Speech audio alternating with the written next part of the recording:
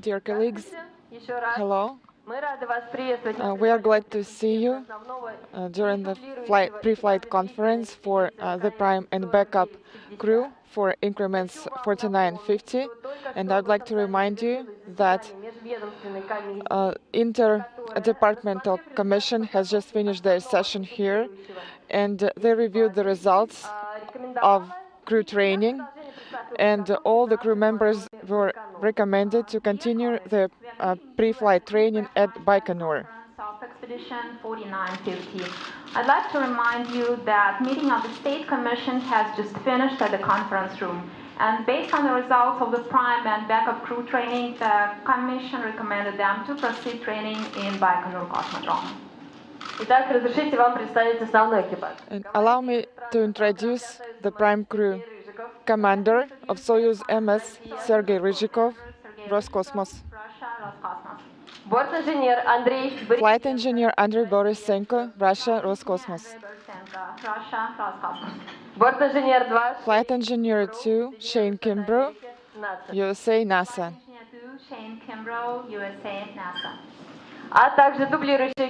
And I would like to introduce you the backup crew, commander of Soyuz MS, Alexander Misurkin, Roscosmos, Russia.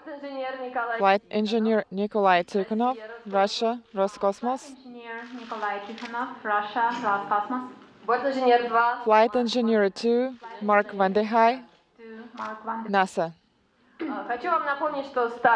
I would like to remind you that the launch is planned on the 23rd of September from Baikonur Cosmodrome. We would like to start our press conference and on September 23rd from Baikonur Cosmodrome, and we are ready to start our press conference. With the first question. Ria Novosti. Hello. Well, I have a question for the prime crew. Could you please tell me if you're going to bring any souvenirs or gifts to your colleagues aboard the ISS? Well, I would like to give the microphone to our spokesperson, Andrey Borisenko. Well, thank you very much. That was very unexpected. I'm glad to be the spokesperson.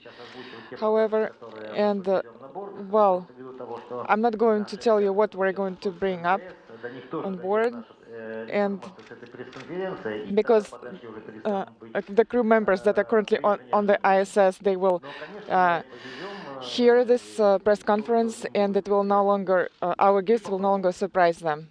But of course, we are bringing gifts. Thank you. Itartas. I would like to ask you about zero gravity indicators, also known as mascots. What are you bringing on board the ISS? Well, our intention was to select something unusual as a mascot, because our kids are grown up already, and the tradition that we've had at JCTC, when mascots are selected by the children of crew members, well, this tradition could not be continued at this time, and therefore we decided to select a mock-up of the future space vehicle that is currently developed in Russia. This will serve as our mascot. This vehicle is called Federatsiya, and the first flight of this vehicle should take place in the near future. And we're hoping that in this manner we will participate in flight 0 or test flight of this new space vehicle. Thank you. And the next question is from Interfax, Arseny Petrov. I have a question for NASA astronaut. What is the difference in training in JCTC, NASA, and the European Space Agency? In Japan, in Europe, in the US, and here in Russia. The training is definitely different, I think, in each location, but it's all very professional. It gets us ready and prepared for If it's in Russia, then we're getting ready for the Soyuz mainly in the Russian segment of the station. In the U.S., we're more focused on the American section of the space station. And likewise, in Japan and Europe, we're focused on their modules and their experiments. I agree with everything that Shane said. Я полностью согласен со всем, что сказал Шейн.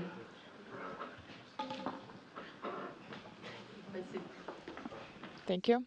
Thank you. Yelena Beloglazova, Russian Cosmos.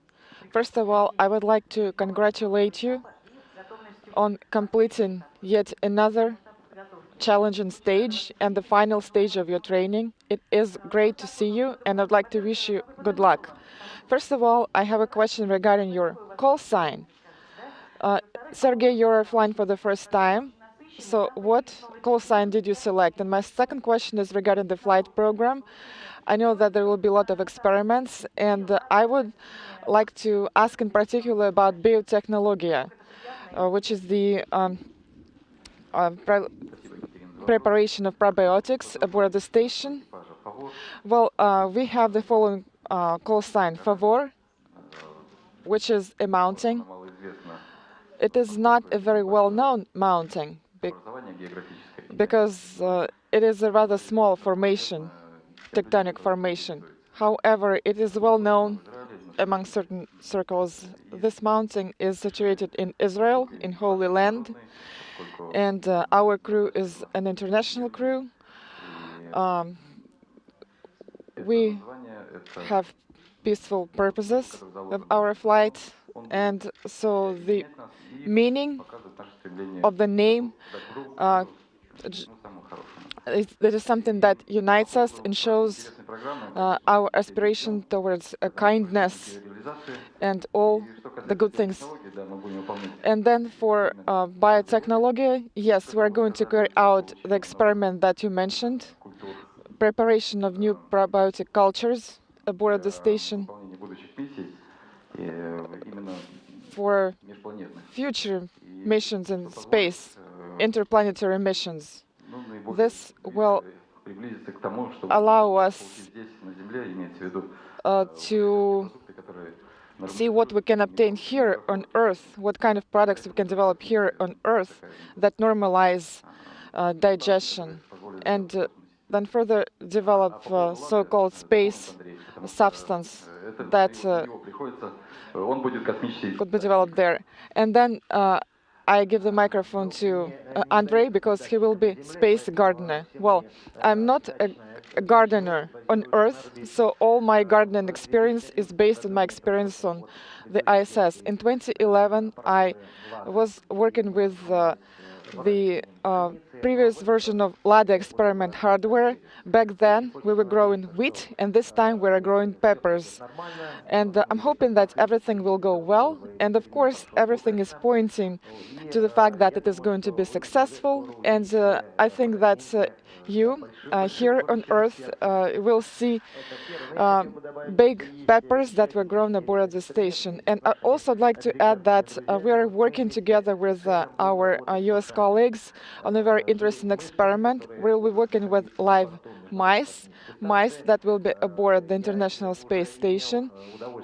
In fact, I've had some experience in observing mice in spaceflight when they were delivered aboard the station on a space shuttle flight. So I have some knowledge about it, about the so-called space mice. So Shane and I will be working on this experiment more closely this time to advance our science here on Earth.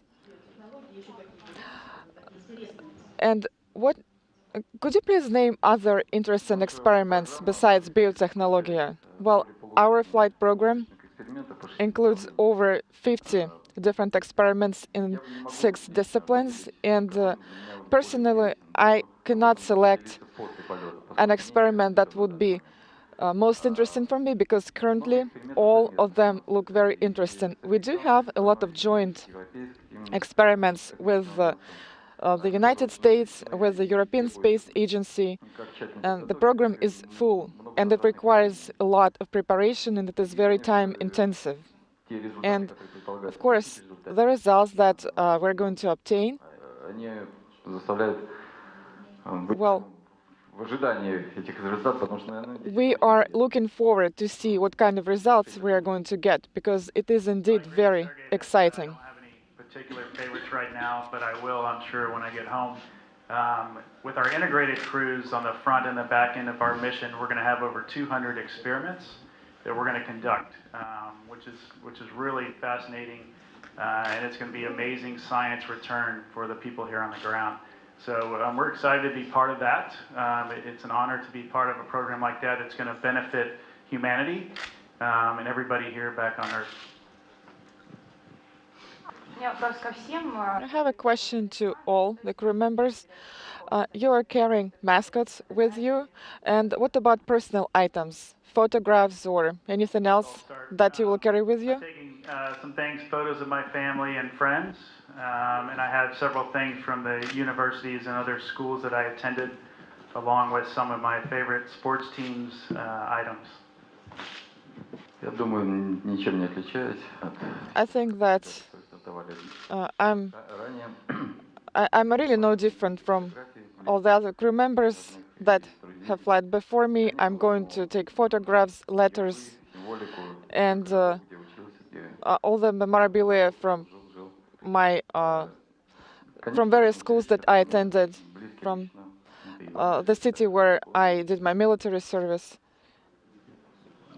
And well, also we're going to bring some Earth from Vostochny Cosmodrome, which and also we're going to bring some rocks from Favor mountain. Well, I think that I also have a traditional kit, so to speak. Well, I'd like to add that there is a small difference, though. I'm taking a small mascot, a dragon, because this is my horoscope sign, and I'm taking it with me again. In fact, I already took this mascot with me during my first flight, and of course I'm going to bring photographs of my family, of my friends. They will be there with me as well.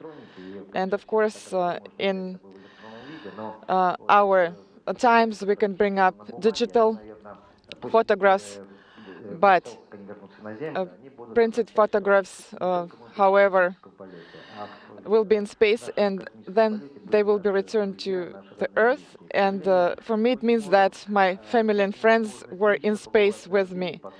Well, unfortunately, it's not possible for them to travel aboard the station yet, because currently we don't have such capabilities, scientific and technical capabilities, to bring everyone on board the station. And the photographs that we carry with us, they give us the feeling that our friends and family were able to observe our beautiful Earth from space. The next question, please. Cosmonautics Federation of Russia. And the president of our federation, we would like to, and our federation would like to congratulate you on Mir station. We had hardware to monitor Earth, which operated using different frequencies. And my question to you is the following. Are we going to have similar hardware on the station, similar cameras to observe the Earth? Well, no, we do not have a similar camera on board the Russian segment currently. However, we do have high-quality video and photo equipment, and we have various types of equipment that are used for many experiments. Multi-zonal hardware, and overall it is very advanced hardware that fulfills the same functions that you've mentioned. And I would like to add that the hardware that we currently have on board, in fact, it has more capabilities than mere hardware, and of course it is not surprising because our engineering work on Earth shows that specialized equipment is much more effective than any other equipment. And indeed, there are many more capabilities of such hardware.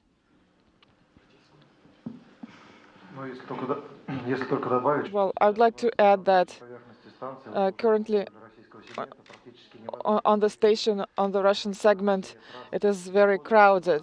Outside it is very crowded because various Earth monitoring systems are installed outside the Russian segment. For example, a telescope with 2 lenses, and we are able to obtain high quality, high resolution images, and we are able to obtain high quality images of the Earth within a range of half a meter. And now Nikolai Subbotin, which is the from the Cosmonauts Federation of Russia. First of all, I would like to congratulate you on behalf of the President of the Federation of Cosmonautics and on behalf of the Federation. I would like to congratulate you on completing your training, and according to the current procedures of our Federation, the first time cosmonauts are given an international cosmonaut ID. And according to the current tradition, this document has number 145, and it was prepared for Ryzhikov Sergey Nikolaevich.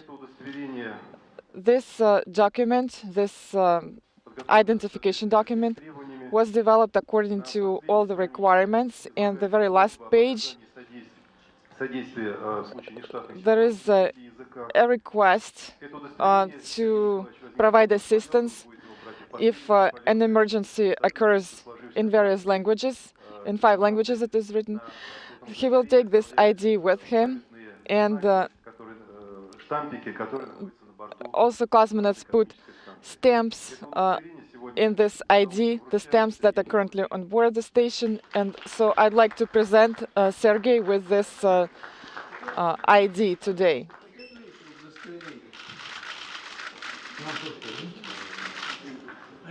Thank you. And again.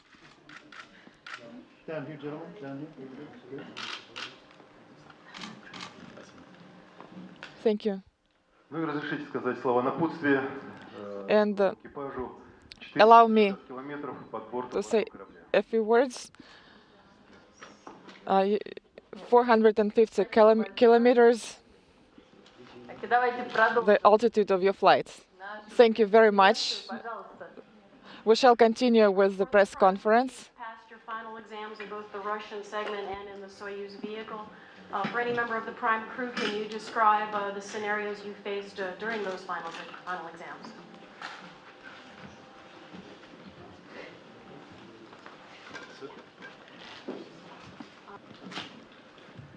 So we had our space station's exam first, and so it's like they try to simulate like a day in the life on board the space station, so they give us numerous tasks to do. My Russian crewmates were there all day. I only had to attend half a day, so I had a little break there. But it culminates in an emergency situation on the space station. And for us, with the ticket that we chose, it was a fire. So we had the opportunity to work in gas mask spray for quite a long time and solve the problem that we had in front of us by following the procedures that we've been working on for a few years now. And everything went well. Well, Shane said that we took that ticket. Well, in fact, it was Shane. Shane who took that question. Now it is my responsibility this time And of course, it was a fire situation. And in my view, it was a very intensive and very exciting, interesting simulation, and we were successful, thank God. And I would like to add that that despite all the training that we receive here on Earth, everything will be different on board. This is what our experienced crew members tell us. And I have a question for backup crew. First of all, I would like to congratulate Alexander Misurkin with receiving with his award. Thank you very much. And I have a question for you and, in fact, for all the crew members. We know that it is your birthday on September 23rd, which is the launch date. So will you have time to celebrate your birthday? Well, I don't think that you're going to celebrate it in advance, but are you going to do something for your birthday? Well, thank you. Thank you very much for congratulating me. And about my birthday.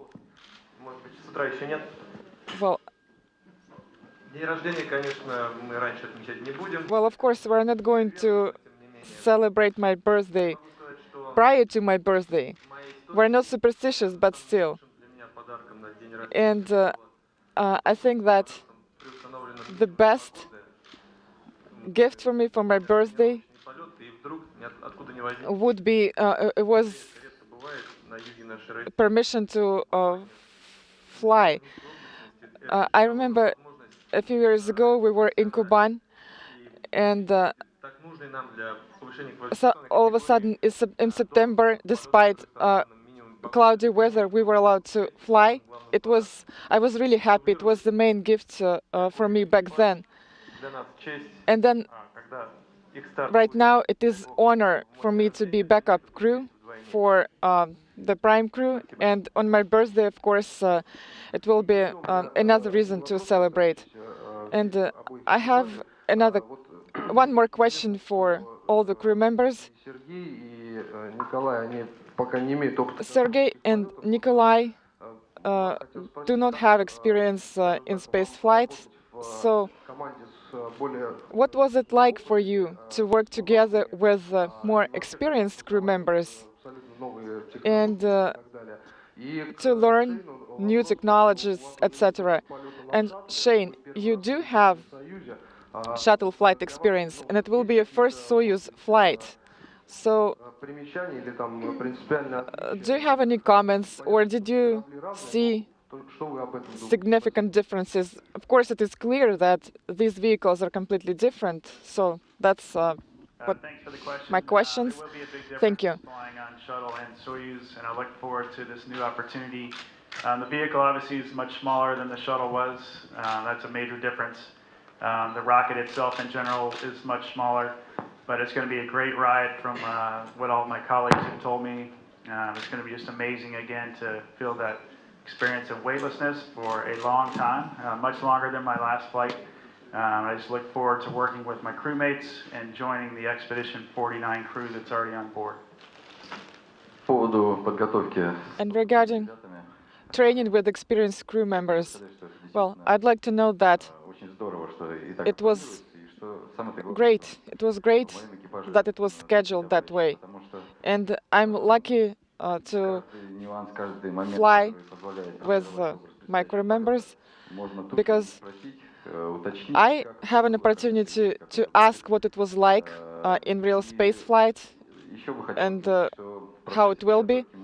Also, I'd like to say that during our training, not only did we train to fulfill our professional responsibilities, but we were trained in life, so to speak. And my more experienced crew members were my mentors. They taught me patience, humility, etc. Just like in a famous Russian song, you have to be calm in order to feel joy. And then my comment regarding training with experienced crew members, Sasha, Sergey, and myself, we started training for spaceflight back in 2007 together. And it's not our first time training with experienced crew members. Well, currently Sasha is experienced, and back then we were inexperienced. Andrey Ivanovich, of course, already had his cosmonaut ID, and he actually gave us tips on how to pass exams, how to pass medical tests, etc. We were studying together. We were friends, we were studying together, and I remember when Sasha was aboard the station, I was Glavny at MCC, and I was able to receive a lot of knowledge back then. So I'm happy to be a backup crew for my friends and be part of the same crew. We are one big friendly family. We are very close. Thank you very much. Interfax. I have a question for Prime Crew. What will you do first once you arrive aboard the ISS? Well, first of all, I think that once we arrive, of course, despite all the activities that need to be fulfilled immediately, once we join the crew, we're going to just go to our crew quarters to sleep after docking, of course, and after vehicle activation. Get to talk to our family and friends at Sept, so that'll be a nice opportunity for us. And I'm looking forward to getting on the exercise equipment right away. Well, I'd like to ask you about your free time. What will you be doing during your free time? Usually, crew members take photographs of the Earth, but do you have any other plans? Photographing the Earth is a hobby of everybody up there, and I'm looking forward to that becoming one of my favorite hobbies. It's just amazing to capture the view and perspective that we have up there that most people do not have. So I've seen some great pictures from my colleagues like Doug Wheelock, who's here, and I just hope I can get them somewhat as good as Doug's pictures. So. Because it is another opportunity for us to share this experience with our family and friends here on Earth by taking pictures of things that people recognize and are meaningful or special to them. And of course, not only will we observing Earth and taking photographs, I have a few thoughts about the scientific program, but and I have some personal plans, but currently I'm not sure how I'm going to implement my plans. I think I will decide on board the station, so I will not comment on this for now. And, well, also, I am no different than anyone else. I'm planning to take photographs of the Earth, and I would like to take pictures of all the countries that I visited on the Earth. So it would be a great opportunity to take photographs of those places from above, from space. And if I have any free time left, then I think that I will be talking to the Earth.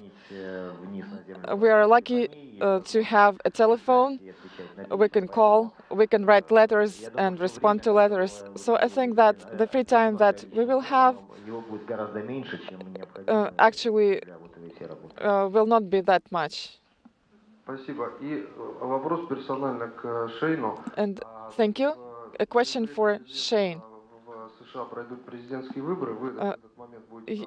There will be presidential elections in the United States. You will be in space. Are you going to vote? If so, then how will it be done? Yes, I will be voting from space by email. Да, я буду голосовать из космоса по электронной почте. А за кого?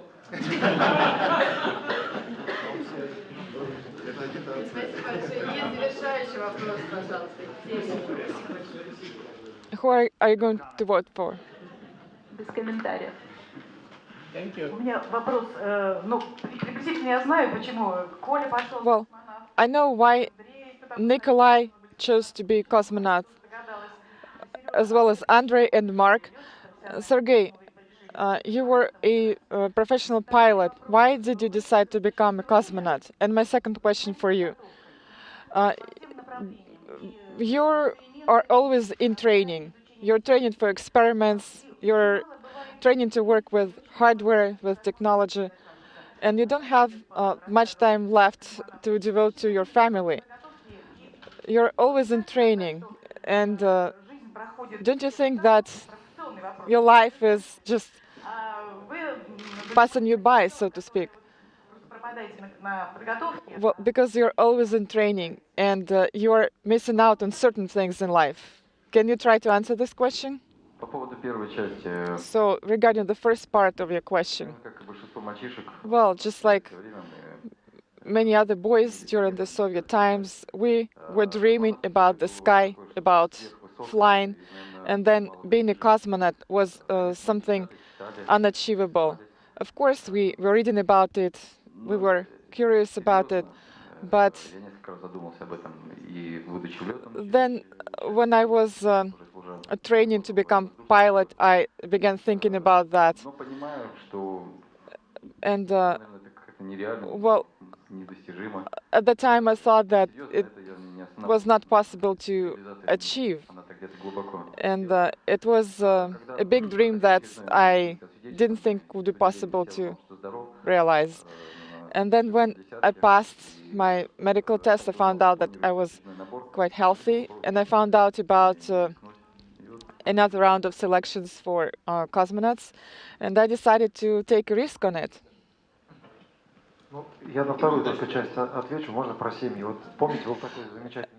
Regarding the second part of your question about family, do you remember this famous Russian movie? It was mentioned in the movie that a mechanic's job is to wait. And I think the same goes for us. Our families are waiting for us.